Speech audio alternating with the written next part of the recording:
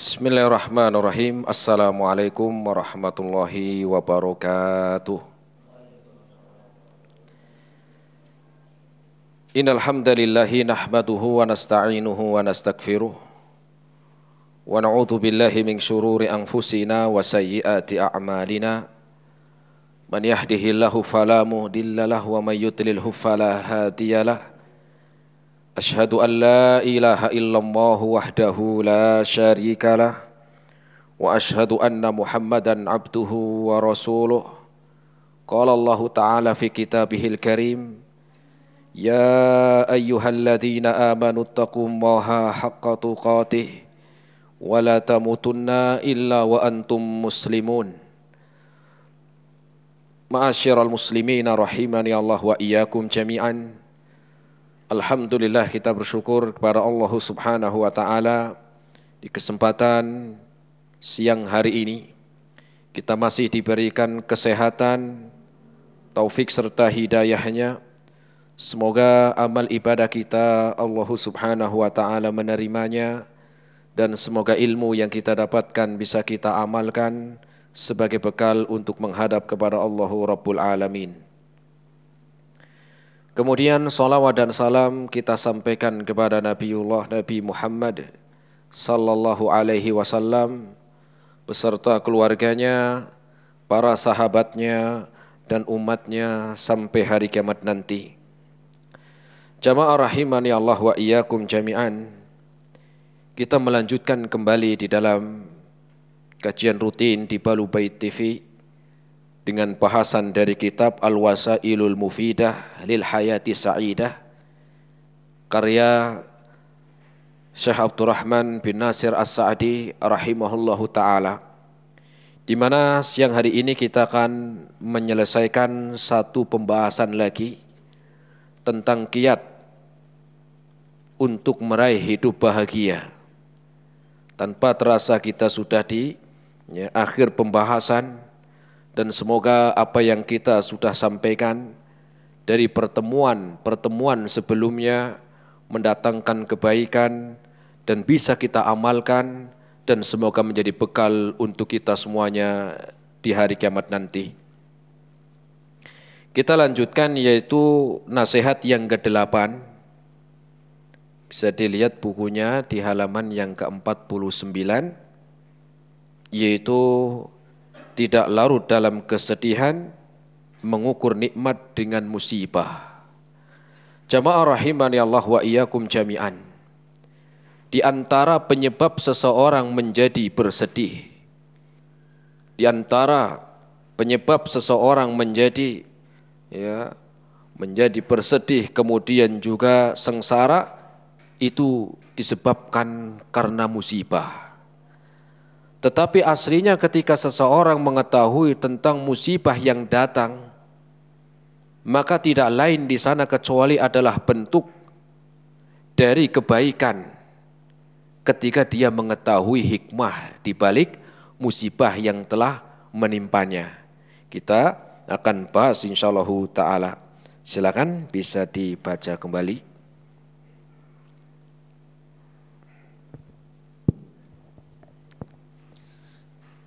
Tidak larut dalam kesedihan, mengukur nikmat dengan musibah. 1. Orang yang berakal mengetahui bahwa kehidupan yang sebenarnya adalah kehidupan yang dia jalani dengan bahagia dan tenang. Kehidupan ini pendek sekali, maka tidak sepantasnya untuk memperpendek lagi dengan kesedihan dan larut di dalam kesusahan.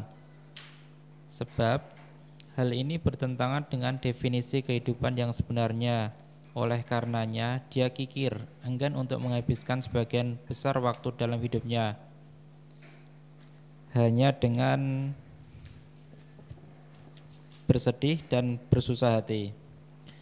Di dalam hal ini tidak berbeda antara orang yang baik dan orang yang jahat. Hanya saja orang mukmin dapat merealisasikan dengan lebih sempurna dan dengan balasan pahala yang lebih baik di dunia dan akhirat. 2. Seorang hamba apabila ditimpa musibah atau merasa takut dengan sebuah musibah, hendaklah membandingkan antara nikmat-nikmat yang dia dapatkan, baik dalam urusan agama atau dunia, dengan musibah yang sedang menimpanya.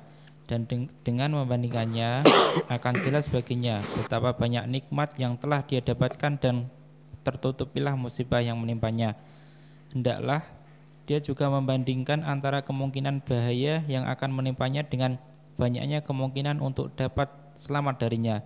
Jangan sampai kemungkinan yang lemah dapat mengalahkan kemungkinan-kemungkinan yang kuat dan banyak.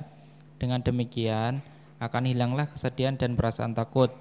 Hendaklah dia memperkirakan kemungkinan paling besar yang dapat menimpanya, kemudian menyiapkan mental untuk menghadapinya jika memang terjadi, dan hendaklah dia berusaha mencegah hal-hal yang mungkin dapat terjadi serta menghilangkan atau meminimalisir musibah yang sudah terjadi. Ya.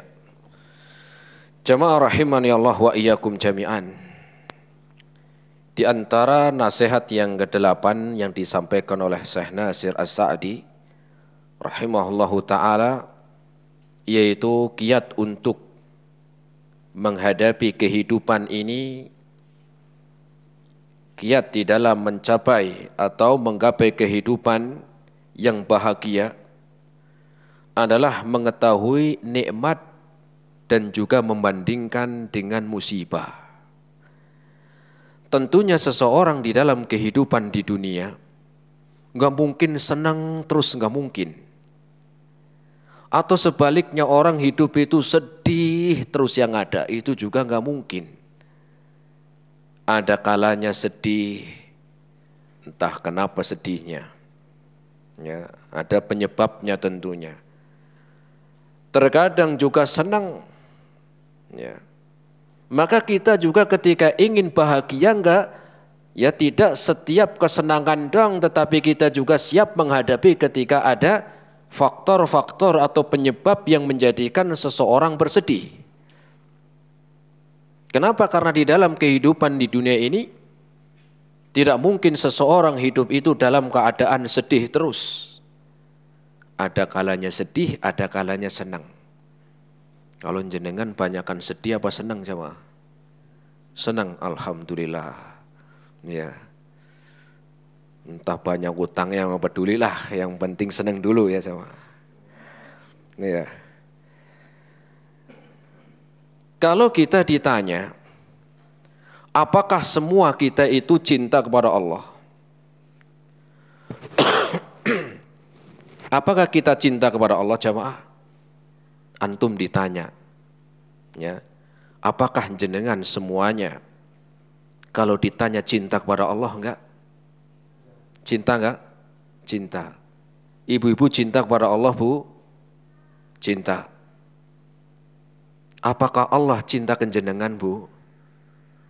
Oh, belum. Belum tahu, ya kan? Belum tahu, Bu. Kalau kita ditanya apakah kita cinta kepada Allah? Iya. Tetapi apakah kita bisa memastikan kalau kita cinta kepada Allah kemudian Allah otomatis cinta kepada kita? Belum tahu kita, belum tentu. Nah, di antara sebab Allah Subhanahu wa ta'ala atau Allah mendatangkan kecintaan kepada hambanya adalah dengan musibah. Cuman seringkali kita tidak merasa. Ya. Karena tidak pernah ada yang mengabarkan kepada kita Allah cinta ke jenengan, gak ada. Walaupun kalau kita ditanya kita cinta kepada Allah, tetapi kemungkinan Allah cinta kepada kita gak tahu. Nah, di antara jalan untuk mendatangkan kecintaan Allah kepada kita, Allah beri kepada kita ujian. Allah memberi kepada seseorang dengan musibah. Loh kok bisa? Aneh enggak jemaah? Orang tertimpa musibah kok bentuk Allah cinta? Orang kan mikirnya kalau dikasih rezeki lancar, sehatnya lancar,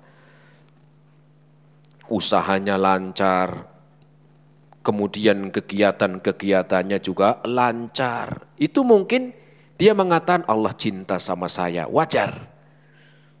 Tetapi aneh bin ajaib ketika seseorang mendapatkan suatu ujian musibah yang kecil, yang sedang ataupun ujian yang musibah yang besar, Padahal di sana ternyata Allah cinta jemaah. Cuman kita aja yang seringkali tidak sadar. Masa Allah cinta ke saya, Tat? Saya mau ngelamar kemarin ditolak, Tat. Kalau Allah sayang ke saya harusnya diterima dong lamarannya. Begitu ya jemaah. Masa Allah cinta kepada saya? Saya sudah usaha jualan ini, jualan itu. Ya, gagal terus. Panennya gagal. Usahanya bangkrut. Gimana Allah cinta kepada saya? Kemudian tertimpa musibah dengan ya, ada rumah yang kebakaran misalnya atau musibah yang besar dari itu. Apakah itu semuanya Allah memberikan bukti cinta kepada kita? Iya, kalau tahu ilmunya. Iya, kalau tahu ilmunya, tahu hikmahnya. Sebagaimana ketika jenengan sakit. Jenengan sakit pergi kemana? Ke dokter. Apalagi sakitnya sudah seminggu nggak sembuh-sembuh. Kira-kira apakah dokter itu mau ngasih obat ke jenengan sesuai keinginannya jenengan? Pak dokter, saya minta obatnya yang enak-enak je. Yang rasanya enak, jangan yang pahit lah.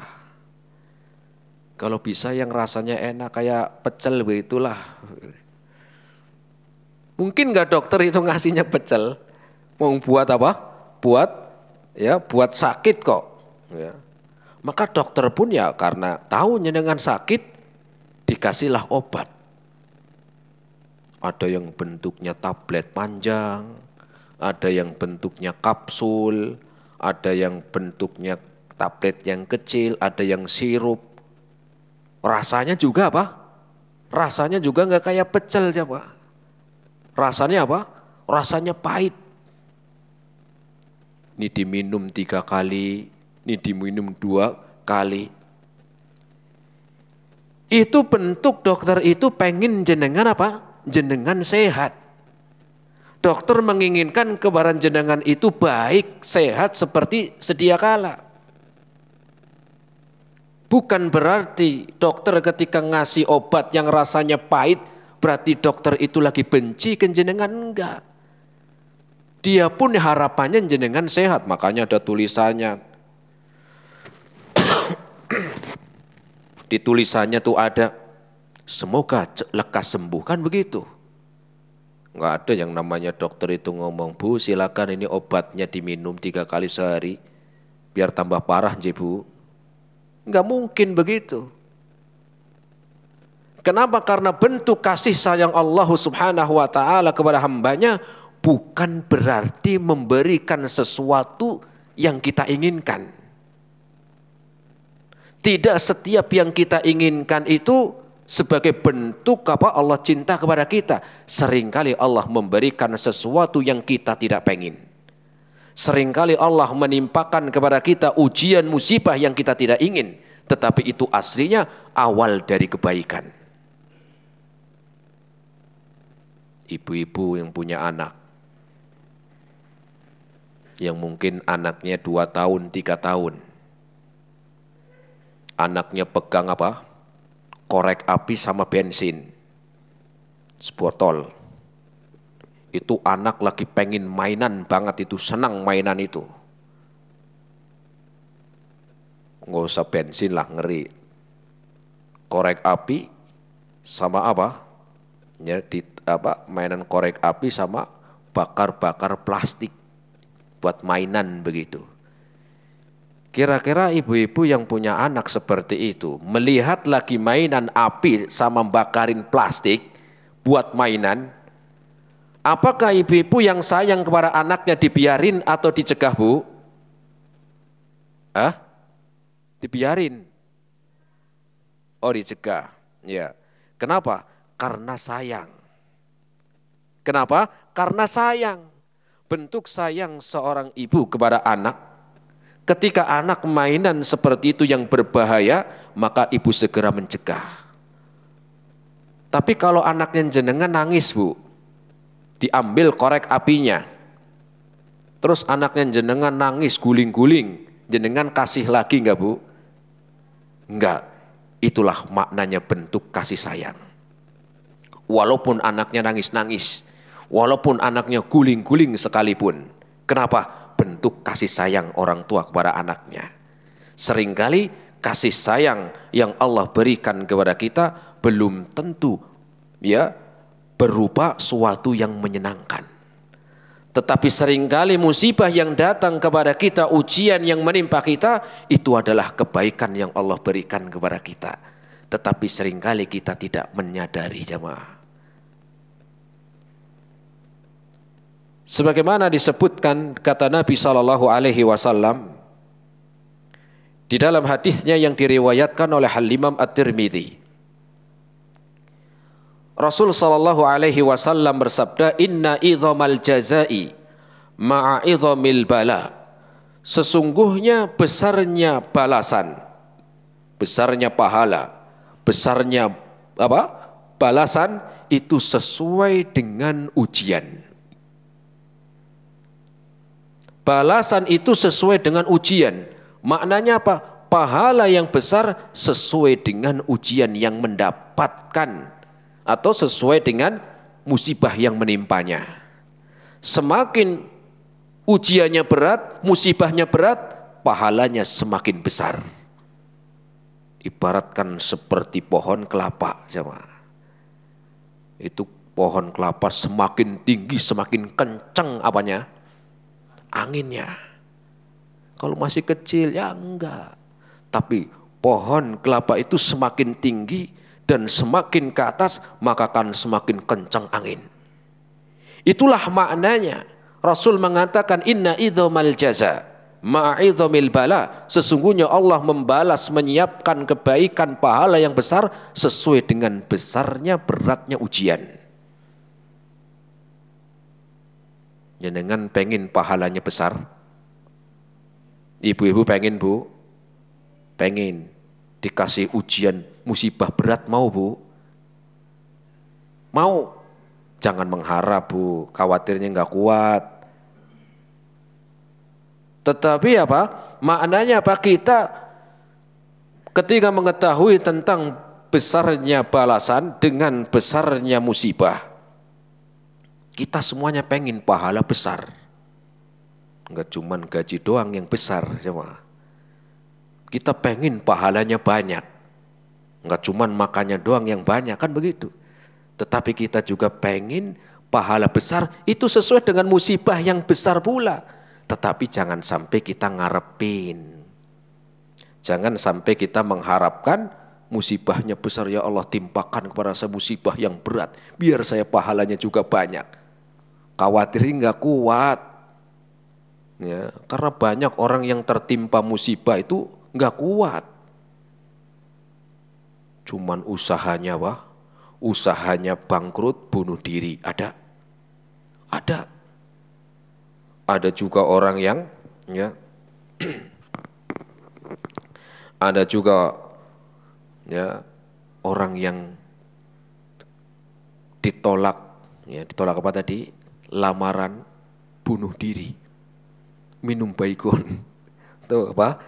Kendat mungkin, tahu kendat nggak coba? Gantung diri, ada nggak ada? Jamaah rahimani Allah wa iyyakum jami'an.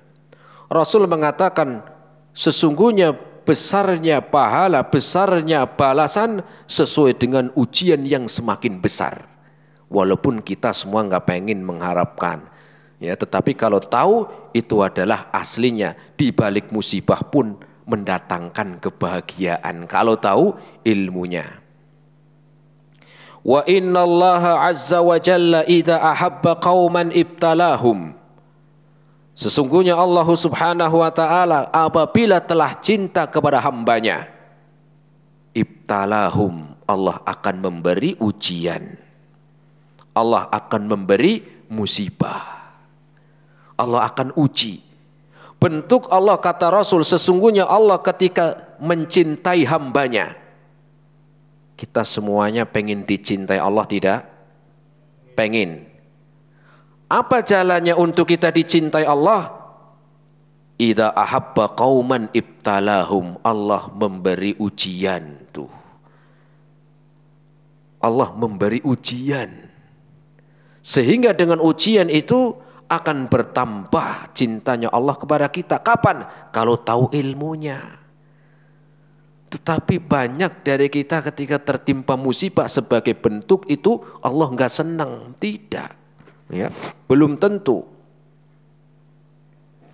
Kapan mendatangkan kecintaan Allah? Faman radiya falahu ridho. Barang siapa yang dia bersabar, ridho, maka Allah akan memberikan kecintaan dan keridhoan. Wa man sakhita falahu sukhtu. Dan barang siapa yang dia enggak terima, marah, sedih, ya sengsara, maka Allah juga apa?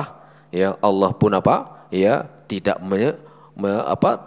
menyenanginya atau tidak, ya Allah murka kepadanya, as-sukhtu. Sehingga jamaah rahimani Allah wa iyyakum jami'an, pentingnya untuk kita mengetahui ternyata bentuk kecintaan Allah yang diberikan kepada hambanya ketika seseorang tertimpa musibah. Ketika seseorang terkena musibah. Karena kita nggak ada yang mengabarkan kalau Allah cinta ke kita, itu kan tidak ada yang mengabarkan. Tetapi bentuk Allah cinta kepada kita walaupun tidak ada kabar Allah cinta kepada kita, tetapi lewat jalannya. Lewat jalan Allah mencintai seseorang itu dengan apa? Dengan diberikan cobaan dan musibah. Ya. Makanya orang yang paling dicintai Allah itu siapa jamaah? Ada yang tahu? Siapa kira-kira? Rasulullah, betul. Manusia yang paling dicintai Allah Subhanahu wa ta'ala para nabi dan rasul. Apakah antum lihat para nabi dan rasul itu hidupnya nyantai? Usahanya lancar, dakwahnya lancar, nggak ada ujian, nggak ada musibah, nggak ada rintangan. Pernah dengar begitu? Nggak ada, nggak ada. Sambil ungkang-ungkang di rumah nonton TV, ya, nggak mau ngaji, nggak mau sholat, orang dicintai Allah nih, nggak ada. Manusia yang paling dicintai Allah itu para nabi dan rasul. Kita lihat perjalanan para nabi dan rasul, apakah mereka hidupnya lancar, senang terus? Tidak jemaah. Rasul SAW adalah manusia yang paling Allah cintai. Lihat kehidupannya. Dari kecil nggak pernah lihat bapaknya jemaah. Terlahir dalam keadaan yatim. Gak pernah lihat bapaknya. Sehingga Rasul ngelihat Abu Thalib itu kayak ngelihat bapaknya sendiri itu. Kalau antum mungkin masih lahir masih lihat bapaknya kayak apa, ini bapak saya. Bayangkan Rasul dari lahir, ketika lahir sudah bapaknya sudah gak ada. Gak pernah lihat bapaknya seperti apa. Ketika umur 6 tahun ibunya meninggal dunia. Berat cobaannya jemaah. 6 tahun bapak ibunya sudah enggak ada. Antum sekarang umur 30 tahun, 40 tahun, 50 tahun. Bapak ibu masih komplit, walhamdulillah. Kemudian umur 8 tahun Rasul ditinggal kakeknya. Setelah ibunya meninggal yang ngurus kakeknya. Setelah 2 tahun kakeknya meninggal dunia lagi. Kakeknya meninggal dunia. Itu cobaan yang kurang berat apa jemaah? Itu cobaan yang kurang maksimal seperti apa? Dari umur 8 tahun Rasul sudah ikut pamannya kerja ke Syam. 8 tahun jemaah. Itu kerja dari Mekah negeri Syam ke Palestina. Dengan pemandangan yang Yang ngeri, panas, terik, batu-batu. Kerja. Antum 8 tahun ngapain? Main layangan. Wah. Rasul ke Syam kerja jemaah. Ya. Umur 10 tahun Rasul jadi pengembala kambing. Ya. Di mana orang hari ini 10 tahun main kelereng. Mending kelereng, HP sekarang sudah khusyuk banget ternyata. Ya, main HP aja khusyuk bener nih sekarang anak-anak itu. Rasul 10 tahun itu jadi pengembala kambing di Mekah. Berat jemaah. Ya. Kayak apa ngembala kambing di Mekah? Kalau di sini ngembala kambing gampang, banyak rumput. Entah rumput tetangga ya rumputnya siapa. Ya, kalau di sana susah rumput, adanya batu carinya susah. Enggak sampai di situ. Umur 20 tahun Rasul sudah sering kali ya sudah mulai bekerja dari mulai kecil sampai dewasa, mendapatkan wahyu dari Allah Subhanahu wa taala, diangkat menjadi seorang rasul. Apakah selesai? Tidak, jemaah. Ya. Apakah kalau mendapatkan wahyu dari Allah sebagai seorang nabi kemudian senang? Gak ada, justru amanah berat yang akan siap dihadapi. Ya. Akan memegang amanah sebagai seorang nabi yang akan menyampaikan risalah. Itu gak gampang. Ya. Dihina, dicaci maki, dianggap orang gila, besok dianggap dukun, besoknya lagi dianggap tukang sihir. Semuanya dituduhkan seperti itu. Ya. Dihina keluarganya. Ya, bahkan keluarganya Rasul pun dari paman sebagian kerabatnya itu memusuhi. Ya. Pernah ketika sholat di sisi Ka'bah lagi sujud ditimpakan jeruan onta. Tahu jeruan onta? Gedenya kayak apa jeruannya? Ditimpakan Rasul. Sampai Rasul nggak kuat untuk mengangkat kepalanya ketika mau bangkit dari sujud, nggak kuat. Terus siapa yang nolongin? Fatimah anaknya. Ngelihat bapaknya ditimpa jeruan onta. Fatimah sambil nangis sambil ngambilin kotoran unta. Belum lagi percobaan pembunuhan. Diusir sampai hijrah ke Madinah. Selesai sampai di Madinah? Enggak. Di Madinah masih dimusuhi orang musyrikin Quraisy, ditambah orang-orang munafik yang ada di Madinah, ditambah orang-orang Romawi dari bangsa Persia. Ya. Di Madinah pernah mau dibunuh, bahkan sudah diracun Rasul itu. Cuman Allah masih memberikan umur. Yang makan racun, orang Yahudi yang racun lewat kambing bakar. Para sahabat ikut makan. Para sahabat yang ikut makan mati di tempat berapa orang. Rasul enggak. Allah masih memberikan umur. Belum lagi pernah disihir. Ya. Kehidupannya lihat. Tetapi manusia yang paling bahagia adalah mereka para nabi dan rasul. Kenapa? Karena kebahagiaan itu bukan karena dilihat dari apa yang dimiliki. Sebagaimana kebahagiaan itu didapatkan bukan apa yang dimiliki, tetapi kebahagiaan itu adalah sumbernya dalam hati. Sehingga seorang yang melihat perjalanan hidupnya beliau, tetapi beliau adalah manusia paling bahagia. Manusia yang paling dicintai Allah Subhanahu wa taala. Walaupun berbagai macam ujian yang menerpanya. Kita itu jauh dibandingkan dengan para nabi dan rasul. Sehingga Rasul mengatakan, innallaha idza ahabba qauman ibtalahum. Sesungguhnya Allah Subhanahu wa taala ketika cinta kepada hambanya, Allah akan memberikan ujian. Allah akan memberikan musibah. Kenapa tidak setiap musibah, ujian baik yang kecil, yang sedang ataupun ujian yang berat, kecuali di sana aslinya bentuk Allah cinta kepada kita. Walaupun tidak mengkabarkan, tetapi lewat musibah itu Allah lagi cinta kepada kita. Cuma seringkali kita itu apa? Tidak menyadari. Tidak menyadari jemaah. Dalam hadis yang lain Rasul bersabda yang diriwayatkan oleh Al-Imam At-Tirmidzi, "Idza aradallahu bi 'abdihi al-khaira ajjalahu lahu al-'uqubata."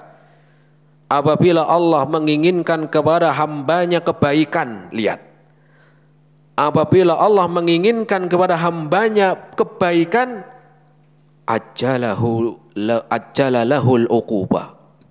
Allah menyegerakan kesulitan. Allah menyegerakan musibah. Allah menyegerakan ujian. Kenapa jemaah? Kok bisa Allah menginginkan kebaikan kepada kita lewat musibah, lewat kesulitan, lewat keberatan ataupun lewat apa? Jalan-jalan yang tidak kita sukai. Kenapa? Karena kesulitan di dunia jemaah dibandingkan kesulitan, keberatan di akhirat itu jauh. Kesulitan hidup di dunia itu jauh lebih ringan daripada kesulitan nanti di akhirat. Sehingga dengan itu Allah sedang menginginkan kebaikan biar nanti di akhirat itu dipermudah. Seperti halnya orang yang sakit di dunia itu ada penggugur dosa. Di akhirat juga ada penggugur dosa. Penggugur dosa di dunia itu diantaranya dengan diberikan cobaan sakit. Digugurkan dosa-dosanya. Tetapi digugurkan dosa-dosa nanti di akhirat bukan dengan sakit, tapi balasan. Sehingga ketika Allah membalas keburukannya di dunia, dengan ditimpakan musibah, Allah menginginkan nanti di akhirat diringankan.